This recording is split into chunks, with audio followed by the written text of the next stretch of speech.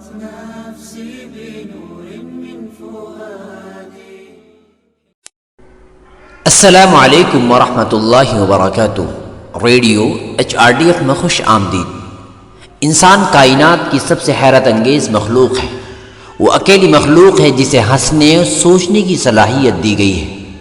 ہم زمانوں سے انسانی فکر کی ترقی کو دیکھتے ہوئے آئے ہیں. رب کائنات نے انسانوں کی خوراک کے لیے وہ تمام غذائیں، وہ تمام معدنیات تیار کی ہیں جو انسانی جسم کی نشو و نما اور بقا کے لیے ضروری ہیں. انسان نے اس سب کو اپنی عقل سے پایا ہے.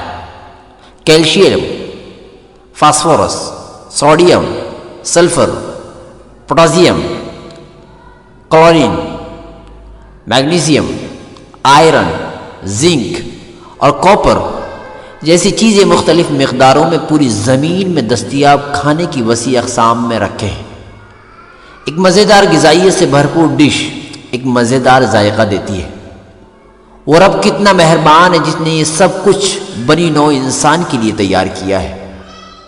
پھر بھی بعض انسان اپنے رب کو نہیں پہچانتے. اس دماغ کا جس کے ساتھ وہ پیدا ہوا تھا، منطق اور عقل سے نوازا گیا تھا.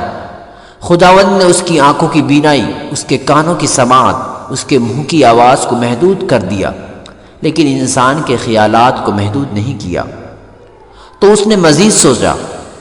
بعض کے نامکمل اور غیر معقول خیالات نے الہاد کو جنم دیا. وہ اب مغرور ہو گئے ہیں.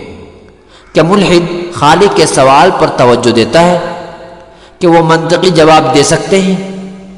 اللہ کا ارشاد ہے، یا ایھا الانسان ما غرک بربک الکریم الذی خلقک فسواک فعدلک فی ای صورت ما شاء رکبک. اے انسان، تجھے اپنے رب کریم سے کس چیز نے بہکایا؟